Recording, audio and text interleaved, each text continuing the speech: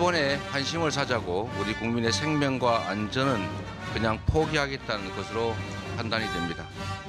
대한민국 정부의 말보다 확인되지 않는 일본 언론을 신봉하는지 묻지 않을 수가 없습니다.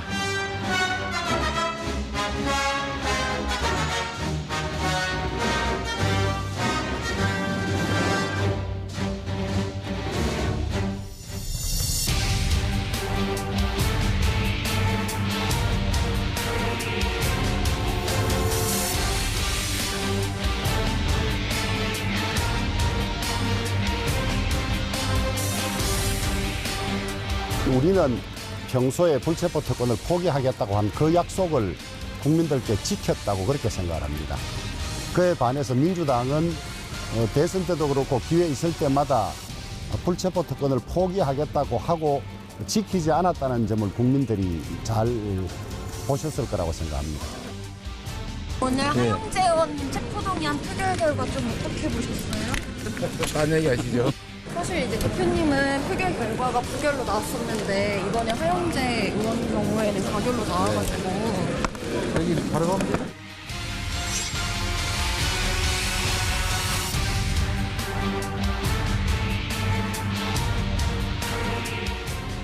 네, 여의도 사사건건에서는 매달 한 번 월말에 우리 정치 맥을 좀 짚어보는 시간 갖고 있습니다. 박성민 정치 컨설턴트와 함께합니다. 자, 어서 오십시오. 네, 안녕하세요. 오늘 저희가 사전에 3월 한 달 동안 어떤 게 좀 기억나시나 여쭤봤더니 이걸 꼽으셨어요? 대통령 발언이죠? 그래픽부터 보고 이야기를 할까요? 만약 우리가 현재와 과거를 경쟁시킨다면 미래를 놓치게 될 것이다. 과거에 발목 잡혀서는 안 된다. 이걸 꼽아오셨는데. 제가 알기로 저 얘기가 이제 윈스턴 처칠이 했던 얘기로 알고 있는데 그 1938년에 미넨 회담이라고 있지 않습니까? 근데 체인벌린이 가갖고 히틀러랑 했는데 그 결국 히틀러한테 쏘갔다 이제 이런 여론이 있게 됐죠. 이제 그 다음에 전쟁이 시작됐거든요. 그래서 이제 영국 의회에서 체인벌린에 대해서 나중에 조사를 좀 해야 된다 이렇게 했는데 이제 그걸 막으면서 처칠이 했던 얘기로 제가 알고 있어요. 그러니까 지금 그게 중요한 게 아니다. 지금은 히틀러랑 싸우는 데 집중해야 된다. 이제 그런 얘기를 하면서 그 이제 윤석열 대통령이 그걸 인용한 거죠. 예. 그러니까 한일 관계에 그 문제가 있는 건 분명하지만 미래로 가려면 과거는 조금 덮어놓는 게 좋다. 오늘 뭐 김대중 대통령 시절에도 김대중 대통령이 이제 베트남에서 한국군에 의한 그 양민학살에 대해서도 우리도 조사에 응할 용의가 있다고 했는데도 베트남이 그럴 필요 없다. 그런 게 이제 보도가 됐지 않습니까? 이제 그런 면에서 조금 이제 미래로 가자. 그런 뭐 메시지였던 것 같습니다. 네. 자, 근데 대통령 직무수행 평가 매주 금요일에는 갤럽 조사 결과가 나오죠. 자세한 내용은 중앙선거여론조사심의위원회 홈페이지에서 확인하실 수 있고 흐름은 보시는 대로 좀 많이 빠졌어요. 30% 선까지 내려와 있습니다. 그러니까 어저께 MBS가 발표를 했지 않습니까? 거기도 뭐 33대 60, 오늘 갤럽도 30대 60 이렇게 돼 있습니다. 근데 어제 MBS 발표는 4점 척도, 보기가 4개입니다. 그래서 대체적으로 갤럽은 2점 척도로 하는데 2점 척도가 4점 척도보다는 조금 더 낮게 나옵니다. 중요한 거는 이제 제가 늘 이 방송에서도 얘기 드렸습니다만 35% 긍정평가가 35%를 밑돌고 부정평가가 55%를 밑돌면 그러면 그건 아주 위기입니다. 근데 지금 벌써 30대 60이면 부정평가가 2배가 아닙니까? 그렇게 되면 중도층은 65% 이상, 68% 정도까지 부정평가가 나오고 있는데 중도층에서 65% 이상의 부정평가가 굳어지고 있는 게 꽤 오래됐습니다. 네. 굉장히 안 좋은 신호죠. 네. 그러니까 좀 전에 대통령 발언도 인용을 하셨습니다만 보면 이제 왜 긍정적으로 평가하십니까? 이런 이유를 좀 여쭤보면 답변들은 이렇게 하고 계십니다. 긍정평가하시는 분들도 외교 잘한다라는 평가가 제일 많고 부정평가하시는 분들은 비율 보십시오. 21%예요. 일본과의 관계, 강제동원 배상 문제 이런 부분에 대한 평가가 굉장히 안 좋게 지금 작용을 하고 있어요. 그러니까 대통령은 의지를 갖고 좀 돌파하고 싶어 하는 것 같은데 여론은 뭐 좀 차가운 것 같습니다. 근데 이제 이 문제는 대통령을 지지하는 이유, 또 싫어하는 이유 이렇게 물어보면 답을 하잖아요. 근데 그 나온 답에 우리가 너무 이렇게 집중하면 안 됩니다. 그러니까 예컨대 싫어하는 이유가 따로 있거나 좋아하는 이유가 따로 있어도 그래도 이렇게 물어볼 때 자기가 속마음을 그대로 드러낼 수 없기 때문에 네. 이제 가장 그 얘기하기 쉬운 걸 드러내죠. 예컨대 노무현 대통령에 대해서 비판적인 분들은 노무현 대통령 당시에 그 왜 싫어하냐? 그러면 부동산 정책 하는 거 보세요. 잘 못하잖아요. 이렇게 얘기를 하는데 실제로 뭐 부동산이 뛰어서 이익을 본 사람들도 그렇게 말을 하죠. 그러니까 실제로 싫어하는 이유가 저기 드러난 것처럼 그것 때문인지 아니면 또 다른 것 때문인지는 알 수 없지만 어쨌든 지금 중요하게 우리가 주목해 봐야 될 거는 야권은 민주당은 이재명 대표의 사법 리스크 때문에 굉장히 곤혹을 치르고 있고 어려운 상황에 있었는데 외교 이슈로 일단 야권은 결집할 수 있는 명분은 생긴 겁니다. 네. 반면에 이제 여권은 직전에 이제 전당대회가 있지 않았습니까? 그 전당대회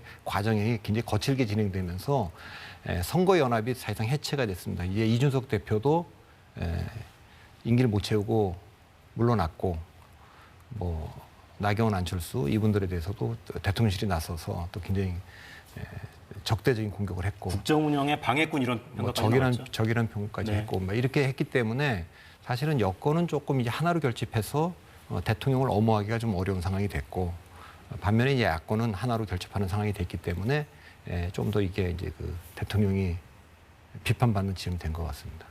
지금 한일 관계를 어쨌거나 미래를 향해 나아가야 한다라는 게 대통령의 일관된 메시지인데 이 부분이 국민들 여론에 좀 긍정적으로 흡수될 여지는 얼마나 크다고 보십니까? 근데 이거는 이제 뭐 게임이 진행 중이기 때문에 3월에 있었던 이제 한일 정상회담보다 더 중요한 게 이제 4월에 있는 한미 정상회담 아니겠습니까? 결국 이제 한미 정상회담을 위해서 조금 서두른 듯한 느낌이 좀 있긴 있습니다. 그러면 4월 한미 정상회담에서 국빈 방문이고 금년 이 회담이 중요한 거는 국빈 방문이라는 게 중요한 게 아니라 한미동맹 70주년 기념입니다. 네. 그러니까 미국이나 한국 입장에서도 이 동맹을 좀 업그레이드 해야 되겠다. 그러니까 그동안 한국의 역할을 조금 더 중요하게 글로벌하게 같이 움직이는 그런 동맹 관계로 업그레이드 하겠다는 목표를 가지고 하는 지금 정상회담이기 때문에 그때 나오는 결과가 뭔지 좀 봐야 되고 그 직후에 5월 달에 한미일 정상회담이 또 있지 않습니까? 네. 그리고 6월 달까지 1년의 행사가 다 끝나보고 나야 그때 이제 손익계산서라든가 뭐 성적표가 나올 것 같기 때문에 이 지금 단계에서 이거를 지금 딱 잘라서 평가하는 건 좀 이른 것 같습니다. 네, 지금 단계에서 평가하기는 이르다. 자, 그런데 야당 생각은 완전히 다르죠. 후폭풍이 여의도엔 계속됩니다. 여야 발언 들어보시겠습니다. 일본에서는 독도 문제도 윤석열 정권 임기 내에 자신들의 의도대로 처리해야 된다는 소리까지 나온다고 합니다. 드라마 카지노의 호갱이라고 하는 캐릭터가 등장을 합니다. 자꾸 그 장면이 떠오르는 것이 서글픕니다. 방사능 밥상이라는 썸뜩한 선동구호로 죽창가 시즌2를 열려는 것인지 궁금합니다. 이재명 방탄선동을 위해서 괴담을 만들어내다 못해 대통령실 외교라인 줄 사태의 진상을 규명해 바로 잡아야 합니다. 민주당은 국회 운영위원회의 즉각적인 소집을 강력히 요구합니다. 통치 행위에 대해서 국정조사의 칼날을 들이대겠다는 것은 결국 통치 행위를 부정하는 것이고 결과적으로 대선 불복 심리의 발현이 아닐까 궁금합니다. 네, 뭐 대선 불복 이야기까지 나오고요. 한일 정상회담 이후의 이 흐름들을 좀 보면 일본 언론에서 일본 당국자나 일본 정치인의 발언을 인용해서 한일 정상회담 과정에서 이런 논의가 있었다. 혹은 일본 쪽에서 이런 요구를 했다. 이런 보도가 자꾸 나오고 우리 대통령실에서는 사실관계가 틀리다 이렇게 부인하거나 밝힐 수 없다 이런 설명하는 모습이 계속 반복되고 있어요. 뭐 후쿠시마 오염수 관련해서도 그렇고 그 수산물 수입 관련해서도 그렇고 이런 대응은 어떻게 평가하십니까? 그럼 정상회담의 뭐 뒷얘기를 다 얘기할 수는 없죠. 또 외교 상대국이 있으니까. 그러니까 그 문제는 그런데 이제 국내 정치에서 우리가 지금 뭐 극단적인 지금 대립 상황에 있고 그게 그 정도의 한일 관계를 풀 정도가 되려면 대통령이 그 담대한 제안, 담대한 행보를 하려면 우군을 좀 충분히 확보해야 되거든요. 네. 우군이라는 거는 당연히 여권은 말할 것도 없고 뭐 언론이라든가 야당까지도 사전에 좀 정지 작업을 좀 해놓는 게 필요했는데 그런 작업이 좀 잘 안 됐죠. 지금 야당과의 대화가 끊긴 지는 굉장히 1년이 지났지만 지금 사실 야당을 대화 상대로 좀 보고 있지 않고 대통령이 그런 상태에서 여권도 전당대회를 치렀기 때문에 거기도 약간 좀 균열이 좀 있고 그런 상태에서 이제 그 미디어도 일방적으로 이거를 다 그 우호적으로 보기엔 좀 어려운 상황. 이런 그 환경이 좀 있기 때문에 그 어려움이 좀 있을 텐데 대통령실의 해명이나 이런 것들이 이제 뭐 부인한다거나 그런 일이 결코 없다거나 뭐 이렇게 그냥 막는 거지 않습니까? 근데 이슈보다는 이슈를 다루는 태도에서 조금 그 내부의 그 인사 문제에 혼선도 있고 그래서 여기에 그 집중을 못 하고 있는 것으로 보입니다. 그래서 좀 우려가 좀 되긴 하는데 한미 정상회담이 굉장히 의미 있는 행사인데 어쨌든 그 뒤까지 다 보고 나서 이 성적표를 얘기할 수밖에 없기 때문에 뭐 어떻게 보면 이게 뭐 90분 축구 경기로 말하면 전반 15분 지금 진행되고 있어 한 골 먹었다고 해서 평가할 수 없듯이 좀 더 봐야 될 것 같습니다. 네, 이제 전반 15분 지났다 이런 평가시고.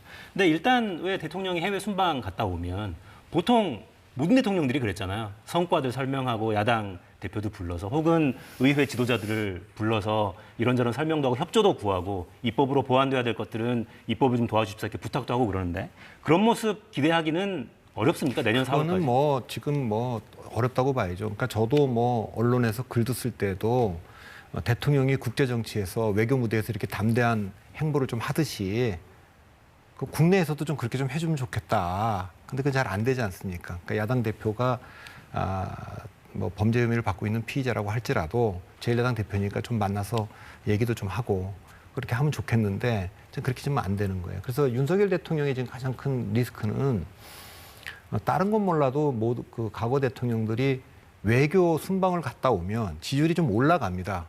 그러니까 지지율이 올라가는 여러 가지 이유가 있지만 일단 그때는 모든 사람들이 국가 대표로 인식을 좀 해요. 아, 대한민국을 대표해서 나가니까 이제 우리가 응원을 좀 하게 되지 않습니까? 두 번째는 뉴스를 장악을 합니다. 그러니까 엄청난 행사이기 때문에 뭐 뉴스가 집중되죠. 그리고 성과를 또 대체적으로 좀 가져오기 때문에 그 성과로 인해서 좀 올라가기도 합니다. 그런데 지금 이제 윤석열 대통령은 지난 1년을 돌이켜 보면 중요한 외교 순방을 갔다 오면 지지율이 더 떨어져요.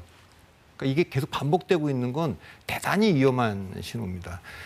여러 가지가 있지만 그 지난 작년에 이제 그 캄보디아 갔을 때도 대통령이 이제 그 국제 무대에 간다. 그럴 때는 뭐 이를테면은 뭐 대통령만 돋보이게 그렇게 또 이벤트를 좀 해야 되는 거 아닙니까? 근데 그때도 보면은 이제 뭐 영부인 뉴스가 많은 비중을 차지했고 네. 또 그리고 MBC 기자를 비행기 태우냐 안 태우느냐 이런 이슈가 또 있고 대통령 발언 이슈가 있고 막 이러다 보니까 이슈가 정말 분산되는 거죠. 그래서 이번도 지금 보면 한미 정상회담 앞두고도 지역적인 이슈들이 지금 잠깐만 불거지고 있지 않습니까? 이렇게 되니까 대통령에 대한 그 주목도 또 리더십에 대한 신뢰 이런 것들이 평가를 좀 못 받고 그래서 외교라고 하는 건 대통령이 갖고 있는 굉장히 강력한 어젠다인데 이것이 그 지지율을 올리거나 대통령다운 이미지를 만들어내는데 도움이 되지 못하고 지금까지 계속 좀 그 실점하는 네. 그건 약간 그 이례적입니다. 그러네요. 그러니까 순방을 가면 일반적으로 지지율이 오르는 게 통례인데 그러지 못하는. 그러니까 그렇게 된 이유는 또 뭘로 봐야 돼요? 그럼 대통령실의 보좌 기능에 문제가 있는 겁니까? 아니면 다른 어떤 이유가 또 있습니까? 아까 말한 대로 그 이제 보좌 기능들이지. 그러니까 그거는 사실은 이제 국제 의전이라든가 외교 프로토콜을 잘 아는 분들이 딱 대통령이 주목받을 수 있게끔 그 만들어 의제도 그렇고 전체적인 뭐 뉴스 보도도 그렇고 그렇게 해야 되는데 그런 점에 참모들의 좀 미흡한 점도 분명히 있을 겁니다.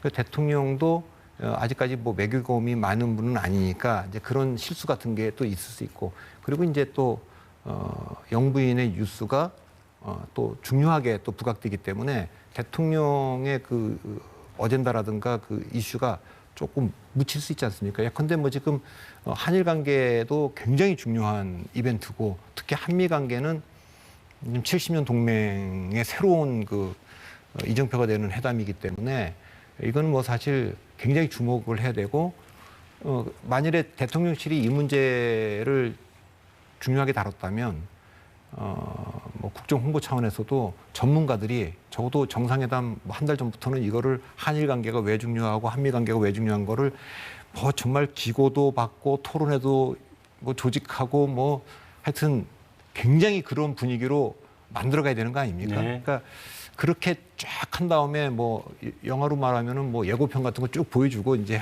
해대고 그러는데 영화 만드는 과정도 다 그 연예 프로그램에서 만드는 캐스팅할 때부터 뭐 영화 만드는 과정도 계속 중간중간 보여주지 않습니까? 그리고 개봉을 해야 오히려 더 잘 되는데 이제 그런 과정들이 지금 잘 안 되고 있는 것 같습니다.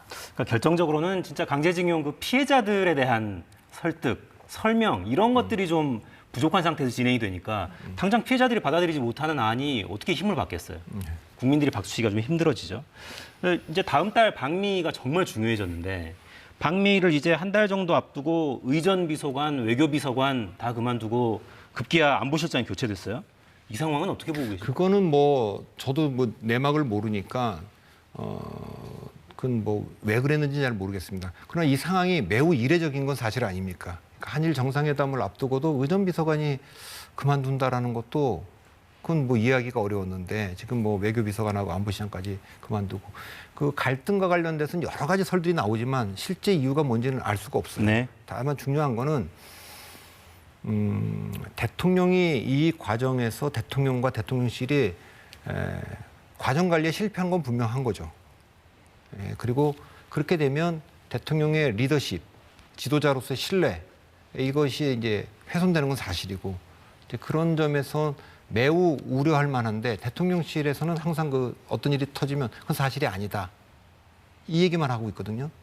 그러니까 그걸로 그렇게 설명해서 국민들이나 모든 사람들이 맞아, 그 대통령실이 이걸 전문적으로 관리하고 있을 거라고 믿을 수 있도록 뭐 후속 조치가 돼야 되는데 이제 그런 점에 대한 신뢰를 지금 점점 잃어가고 있기 때문에 이제 그런 속에서 이제 이번 일이 또 불거졌기 때문에 이게 좀 걱정이 좀 되는 거죠. 그러니까 정말 우려가 되는 건 그런 대목인 것 같아요. 그러니까 이번 한미동맹 70주년 뭐 이것도 상징적으로 중요합니다만 우리 경제 차원에서 보면 반도체법이나 인플레이션법 뭐 이런 것들 때문에 우리 경제에 미치는 타격이 만만치 않고 그런 것들과 관련한 구체적인 성과들이 나와야 되는 그런 상황인데 어제 오늘 계속 기사들이 나오는 거는 블랙핑크란 말이죠. 국빈 만찬에 연예인 무슨 행사 이런 것과 관련한 보고에 문제가 있었다. 이런 기사들이 자꾸 나오니까 자꾸 신뢰에 문제가 생기는 것 같긴 합니다. 근데 이제 그런 거는 뭐 야당도 있고 언론도 있기 때문에 이런 것을 그 트집 잡아서 빌미로 공격할 수 있는 세력이 있다는 걸 대통령실은 인식하고 있어야 돼요. 근데 전체적으로 보면 사실은 뭐 이런 것들은 좀 어떻게 보면 좀 사소하고 지엽적인 것일 수 있습니다. 근데 이게 자꾸 반복되면 사람들이 그걸 그렇게 보지 않죠. 그런 점을 대통령실은 좀 유념해야 될 거고 이 모든 것을 덮으려면 결국 한미 정상회담에서 납득할 만한 성과를 가져와야 됩니다. 네. 저 정도를 그래도 바이든 대통령 만나갖고 한국 그 앞으로 그 중국과 미중 패권 전쟁 중에서 한국이 공급망 재구축하는 속에서 새로운 기회를 우리가 낚아챌 수 있겠구나. 그것을 위해서라면 뭐 일본과의 문제에서 좀 지금 민감한 문제도 조금 덮어두거나 좀 미래로 가자 이렇게 얘기할 수 있겠구나. 뭐 이런 그 동의를 받아내야 될 거 아니겠습니까? 그러니까 결국 이 모든 과정의 문제는 결과, 한미 정상회담 이후에 발표될 그 성과, 그 다음에 이제 최종적으로는 한미일 정상들이 만나서 앞으로 미래를 어떻게 갈 거냐. 여기서 이제 대한민국이 전체적으로 남는 장사를 했다. 이런 평가를 받을 거냐가 중요하다고 봅니다. 당장은 우려되는 거죠. 왜 이번 회담이 중요한지, 금년이 외교 대통령, 윤석열 대통령에도 중요한지가 3월 달에 한일 회담이 있고, 4월에 한미 회담이 있고, 5월 달에 한미일이 있고, 뭐 이게 연속으로 이어지는데, 잠깐만 지엽적이고 사소한 것들이 뉴스를 좀 장악하고 있잖아요. 이제 그런 점들에 대한 우려인 겁니다. 네. 상황 관리, 메시지 관리, 의제 관리 이것들에 좀 더 정밀하게 가야 된다. 이런 말씀 계속 해주시고 계시고요. 자, 주제를 좀 바꿔서 민주당 상황으로 가볼까요? 저희 정당 지지도 그래픽 만들어 놓은 게 있을 텐데요. 그걸 좀 보면서 말씀 나누겠습니다. 지금 정부 여당 상황이 매우 안 좋은데 한일회담 이후에 아까 보셨듯이 대통령 국정수행 지지도가 계속 내려앉는 상황이죠. 그런데도 정당 지지도를 보면 민주당이 그렇다고 치고 올라가지도 못해요. 이건 역시 대표 문제라고 보시는 겁니까? 실제로 뭐 저는 뭐 대표 문제로 보이지는 않고요. 그러니까 민주당이 못 치고 올라간다 그러는데 지금 뭐 갤럽 기준으로 보면 30% 초반대 비슷하게 있는 거 아닙니까? 네. 그러면 뭐 지금 선거가 1년 정도 남은 시점에서 무당층이 한 25에서 30% 정도가 있는 거는 자연스러운 일입니다. 그리고 뭐 이제 정의당이 좀 있고 그럼 나머지를 양당이 가져가는 거거든요. 그럼 뭐 제가 보기에는 뭐 높은 것도 낮은 것도 아니고 전화 면접 조사에서 뭐 ARS 조사에서는 저보다 더 나을 수 있습니다. 그건 정치 고관여층이고 문학층이 작기 때문에 그런 걸로 보면 뭐 지금은 그게 그 낮은 것도 아니고 높은 것도 아니다. 양당 다 마찬가지입니다. 그렇게 보이고 또 하나는 실제로 내년에 선거 갔을 때도 저 정당 지지도라고 하는 건 선거를 예측하는 데나 투표하는 데 별로 영향력이 없습니다. 네. 예, 그러면 실제로 참고하셔야 될 그 데이터는 대통령의 그 긍정평가, 부정평가 이게 35%와 55%를 벗어나느냐 그 안에 있느냐 이걸 주의해서 봐야 되고 여당을 찍을 건가 야당을 찍을 건가 정권을 견제하기 위해서 야당을 찍을 건가 아니면 정권에 힘을 좀 실어주기 위해서 여당을 찍을 이 데이터, 이 구도를 물어보는 게 중요하지 정당을 물어보는 거는 그 실제로 선거나 지금 정치 지형을 파악하는 데는 크게 그 도움되지 않는 지표니까 정당 지도는 너무 이렇게 신경 안 쓰셔도 네. 됩니다. 대통령 국정수행평가 이 그래프에서 35, 55 이 수치가 중요하다고 하셨으니까. 그거는 제가 이제 경험으로 보면 35를 긍정평가가 밑돌고 부정평가가 55를 넘어가면 선거의 뭐 인물이나 이슈를 이 구도가 다 지배해버립니다. 눌러버립니다. 그러니까 예컨대 4.7 재보궐선거 때 2021년에 LH 사건이 터졌다. 네. 그러면 이게 이제 35대 55를 위아래로 뚫고 지나갑니다. 그렇게 되면은 뭐 그때 당시 민주당이 뭐 아무리 좋은 후보를 내도 전혀 먹히지 않는다는 거죠. 현재 이런 정치 상황에서 대통령 국정수행평가, 이 긍정평가가 35 위로 이른바 골든크로스 할 수 있으려면 어떤 게 좀 필요하다고 보세요? 조언을 좀 하신다면. 그거는 뭐 윤석열 대통령이 근본적인 조금 어려움이 좀 있습니다. 그거는 대통령 선거가 0.73으로 끝났고 그래서 사실상 민주당이 심리적으로 불복하고 있고 그 지방선거를 했는데 거기서도 크게 졌지만 169석을 민주당이 갖고 있기 때문에 의회의 절대 다수죠? 아직 끝난 게 아니다. 이래서 지금 지난번에 카타르 월드컵처럼 프랑스와 아르헨티나가 결국 연장전도 승부가 안 나서 승부차기까지 갔지 않습니까? 그러니까 승부차기가 내년 총선이라고 보면 그때 가서야 결정이 될 텐데 그러니까 그전에는 윤석열 대통령이 절대적 비토층이 45%가 있는 상황에서 출범한 겁니다. 그러니까 윤석열 대통령의 긍정평가는 아무리 많이 올라가도 제가 뭐 남북 통일을 시키기 전에는 그런 뭐 표현을 씁니다만 55%를 넘어가기가 구조적으로 어렵게 되어 있습니다. 그래서 이제 지방선거가 끝났을 때 6일 지방선거 끝났을 때 갤럽 기준으로 53%까지 간 겁니다. 거의 다 간 거예요, 그까지.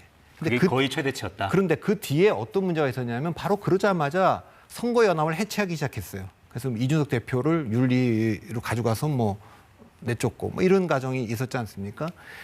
그러고 또 하나는 뭐냐면 작년에 이제 윤 대통령이 당선될 때 흔쾌히 찍은 분들도 있고 뭐 마지못해 찍은 분들도 좀 있을 겁니다.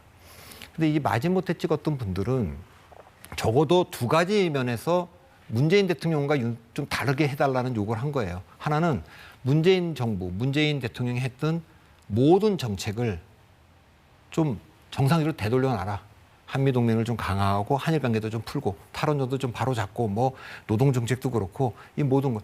그거는 지금 윤석열 대통령이 그냥 하고 있다고 좀 봅니다. 그렇기 때문에 30%의 흔쾌히 찍었던 분들은 지지를 계속 하고 있는 거죠. 잘하고 있다. 우리가 원한 게 바로 그거다. 그것 때문에 정권 교체 하자 그랬던 거다. 이겁니다.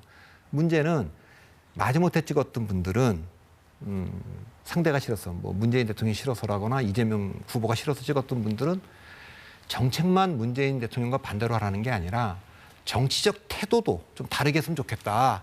예컨대 뭐 좀 잘못한 일이 있으면 인정도 하고 사과도 하고 책임도 좀 지고 잘못된 인사에 대해서 여론이 좀 나빠지면 좀 교체도 좀 하고 뭐 이래줬으면 좋겠다 하는 건데 이 태도 면에서는 기대했던 거하고 좀 다른 거죠. 그러니까 여론이 이게 다시 올라가려면 여권에서 그 두 가지입니다. 하나는 그 전당대회를 거치면서 완전히 윤석열 당으로 만들면서 해체시켰던 선거연합을 다시 복원시켜야 된다고 저는 보고 있습니다. 그리고 또 하나는 정책 태도.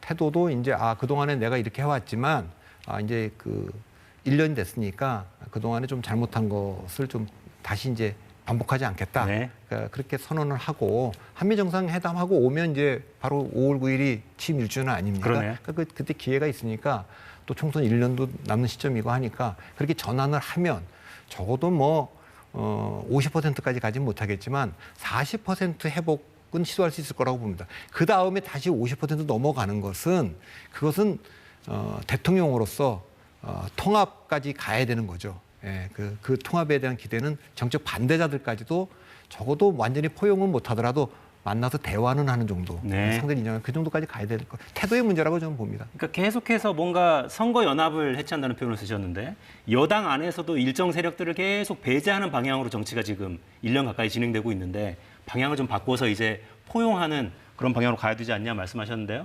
될지 이 내용을 용산에서 어떻게 보실지 궁금하네요.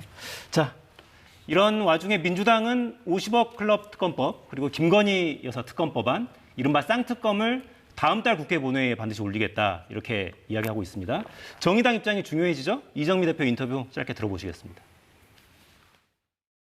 그냥 패스트트랙으로 바로 가게 된다라고 한다면 저는 이것이 또 다른 뭐 대통령 거부권이라든가 이런 문턱에 걸릴 수도 있다고 봅니다. 그러니까 대통령이 거부권을 행사할 수 없을 정도의 우리의 명분을 쌓아나가는 과정 이것이 이제 첫 단추가 열렸기 때문에 여기에서 우리가 국민의힘을 훨씬 더 압박할 수 있는 그런 명분이 생겼다고 봅니다. 네, 앞질러 가다가는 다시 거부권에 또 막히지 않겠냐. 정의당은 아직은 좀 신중한 길인데 특검법은 어떻게 흘러갈 걸로 예상하세요? 글쎄요, 저 특검법이 지금 이제 검찰이 압수수색을 했지 않습니까? 갑자기 하더군요, 네, 또. 갑자기 했는데 사실 뭐 그 수사의 범위, 그다음에 특검 추천권, 뭐 이런 것 때문에 아직도 난제가 많기 때문에 네. 저는 이게 뭐 쉽게 될 거라고 보이지는 않는데 일단 뭐 그 검찰 수사를 지켜봐야 될 거고 다분히 민주당 입장에서는 아니 뭐 대장동 관련해 갖고 한쪽만 지금 수사를 하고 있고 그 나머지 지금 사실 50억 클럽뿐만 아니라 뭐 이런 것들에 대해서도 좀 그 수사를 해야 되는 거 아니냐 특검으로 공정하게 하려면 그런 좀 약간 정책 공세적 측면이 있기 때문에 제가 특검이 저게 될 거냐 안 될 거냐 저한테 물어본다면 이건 뭐 쉽지 않을 거라고 저는 보는데 쉽지 않을 그건 뭐 거다. 단정적으로 제가 말씀드릴 수는 없고요. 예. 지금 이제 국회에 돌아가는 걸 보면 어쨌거나 야당 의석이 절대적으로 많으니까 계속해서 뭐 단독 처리하는 형태로 계속해서 입법을 하고 그러면 이제 대통령실에서는 거부권 행사로 맞서고 이게 계속 반복되잖아요. 요 흐름도 그냥 쭉 가는 겁니까? 내년 4월까지? 저는 뭐 내년 총선 끝나기 전까지 이게 안 달라질 것 같아요. 오히려 금년 정기국회 때는 더 할 거라고 저는 봅니다. 더 할 거다? 네, 그렇게 보고 이거 이제 그 취임 1주년이 되면 장관들도 좀 교체할 텐데 그럼 뭐 그때 청문회 정국이 어느 정도 중규모 정도는 되지 않겠습니까? 네. 그러면 뭐 거기에 부적격자 막 또 나올 텐데 다 임명하겠죠 그냥 그대로. 예, 그렇게 되고 정기국회 들어가면 체포동의안도 있지만 뭐 예산안이나 법안, 정부가 낸 예산안도 또 그게 쉽게 통과가 되겠습니까? 또 민주당이 통과시킨 법안들은 또 대통령이 거부권 행사 안 하겠습니까? 그러니까 비토크라시가 돼 있습니다. 제가 거듭 말씀드리지만 아무것도 결정하지 못. 정치가 하는 게 두 가지 기능이 있는데 국가의 그 방향을 결정하는 거고 또 하나는 국민 통합을 하는 건데 지금까지 극단적으로 지금 대치하고 있는 상황에서는 안 되는 거죠. 한쪽이 풀어야 되는데 한쪽이 또 여기다가 사법 리스크까지 걸려 있으니까 풀기가 어렵고 그래서 기대한 거는 그래도 대통령이 좀 풀어야 되는 거 아니냐 이런 기대를 했는데 지금 진행되고 있는 것은 뭐 난망하기 때문에 저는 뭐 총선에서 승부를 어느 쪽으로 결정이 돼야지 뭐 풀릴 거다 그렇게 보고 있습니다. 선거에서 근데 어느 한쪽이 결정적으로 많은 의석을 차지하지 않으면 또 그대로 또 계속 가는 거 아닙니까 그럼? 그럴 수도 있는데 그러니까 그 민주당이 또 이제 그 주의해야 될 점은 야 이거 대통령이 뭐 의회가 받쳐주지 않고 다 저렇게 하니까 아무 일도 못 하는구나.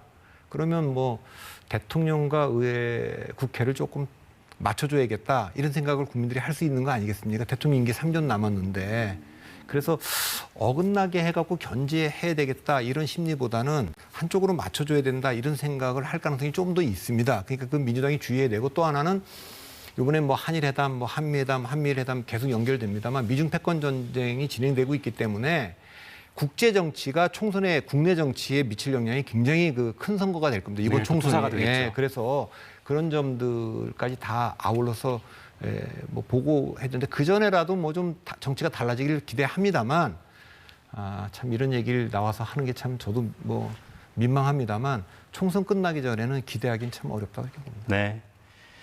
막막해집니다. 네, 국민들 입장에서는 정말 막막하실 말씀이 계속 오가네요. 자, 국민의힘 이야기로 좀 넘어갈까요? 새 지도부 출범한 이후에 지지율이 계속 떨어집니다. 논란 계속되고요. 특히 김재원 수석 최고위원 발언 관련한 논란이 컸습니다. 영상 다시 보시겠습니다.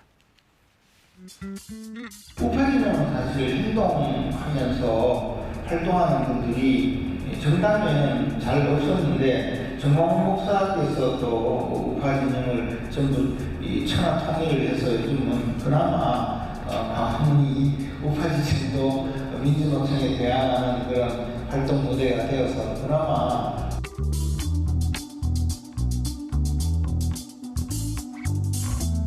진심으로 반성하고 있습니다. 앞으로 더 이상 이런 일이 없도록 자중하겠습니다. 앞으로 전자도 꺼내지 않겠습니다.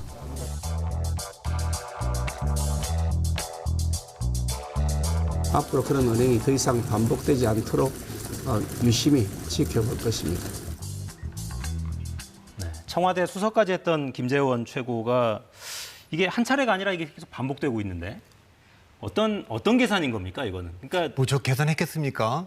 계산에 따른 게 아닙니까? 저는 뭐 계산하지 않고 뭐 두 번 다 그냥 저게 언론에 이렇게 보도될 거라 생각 안 하고 실수한 거라고 보는데 김기현 대표가 지금 선거 아직 한 달은 안 됐습니다만 정말 잘 안 보이고 곤혹스러운 게 이제 두 분이 보였는데 김장연대 한 축인 장제은 의원이 호통치는 장면이요? 호통치는 버럭하는 장면이 한번 나왔고 뭐 지금 김재원 수석은 수석 아닙니까? 근데 지금 한 번도 아니고 두 번이나 이렇게 됐고 그래서 뭐 좀 제명을 해라 윤리로 보내라 뭐 이렇게까지 나오고 있는 상황인데 그게 어려움이 있는 거죠. 그런 상태에서 현안 문제도 지금 많이 대통령실 발로도 나왔는데 지금 이 신임 지도부가 그거에 대해서 지금 방향도 좀 못 정해주고 네. 원래 대통령이 원하는 그 당대표를 앉힐 때부터 예상됐던 정말 어떻게 보면 좀 결례되는 표현일지 모르지만 존재감 없는 지도부 이렇게 되면 대통령실이 자꾸만 더 노출되게 돼 있죠. 모든 책임이 대통령실로 가게 돼 있고 그런 상황에서 김기현 대표가 이걸 어떻게 타개할지. 자, 김재원 수석 최고가 자꾸 이런 발언을 하는 게 전광훈 목사의 세력이 생각보다 여당 내에서 강력한 영향력을 행사하기 때문 아니냐 이런 해석들도 일부 언론에서는 하고 있어요. 어떻게 보십니까? 저는 뭐 그렇게까지 보지는 않습니다. 근데 김재원 의원 개인이 당선되는 데는 뭐 당원들 투표로 했으니까 네. 이제 아마 좀 이렇게 도움을 좀 받았을 것 같은데 그거에 대한 뭐 본인이 이제 감사의 표현을 한다고 한 것이 이렇게까지 파문이 커질 거로 예상을 하고 의도적으로 이거를 했을 거라고 보지는 않고 의도치 않은 실수를 한 게 아닌가. 근데 그게 자꾸 반복되니까 당 지도부 전체에 대한 신뢰도가 좀 떨어지고 본인은 다시는 안 하겠다고 하는데 더 두고 봐요. 여기서 한 번 더 하면 진짜 이게 정말 어렵겠죠. 김재원 의원 본인도. 네, 새 지도부에서는 일단 윤리위 제소는 안 하겠다고 이야기를 하고 있는데 또 반복되면 어려우실 것 같긴 합니다. 네. 자, 시간이 거의 다 됐는데 이거는 좀 여쭤보고 마무리할게요. KT 새 회장 선임하는 문제로 국민의힘 의원들이 공개 기자회견을 하고 대통령실도 경고 발언이 나왔었고 그 다음에 사장 후보가 사퇴하고 뭐 굉장히 복잡하게 흘러갔습니다. 오늘 마침 KT 주총이 있었는데 주총장도 굉장히 소란스러웠고 주식시장에서는 장중 52주 신저가까지 터치했더라고요. 이게 사실 20년 전에 이미 민영화된 회사잖아요, KT. 이렇게까지 개입하는 건 좀 어떻게 보세요? 그건 이제 이제 바람직하지 않죠. 사실은 이제 간치금융이라고 그래서 이제 은행들 또 사실은 민간은행인데도 인사에 굉장히 영향을 강하게 미치는 게 사실이고, 그다음에 이제 국민연금이 이제 주주로 있는 데는 이제 그것도 영향을 미치고 이렇게 네. 하는데, 그건 바람직하지는 않다고 봐야죠. 바람직하지 않다. 네. 자, 그러니까 여당 내부에서 뭔가 좀 자유를 계속 대통령은 말씀하고 계신데 다른 방향으로 가는 거 아니냐 이런 비판들이 주로 진보 언론에서는 많이들 쓰고 있어서. 근데 그 진보 언론도 그 전에 KT의 그 뭐 이사나 사회 이사나 이런 것들에 대해서 이제 이 현 정부에서는 이게 이제 그 투명치 못했다 또 이런 게 있기 때문에 그건 양 진영이 양 당이 다 이제 그 절제해야 되는 겁니다. 양 진영이 다 절제해야 된다. 네. 자, 지금까지 박성민 대표와 함께했습니다. 다음 달에 뵙겠습니다. 예. 고맙습니다.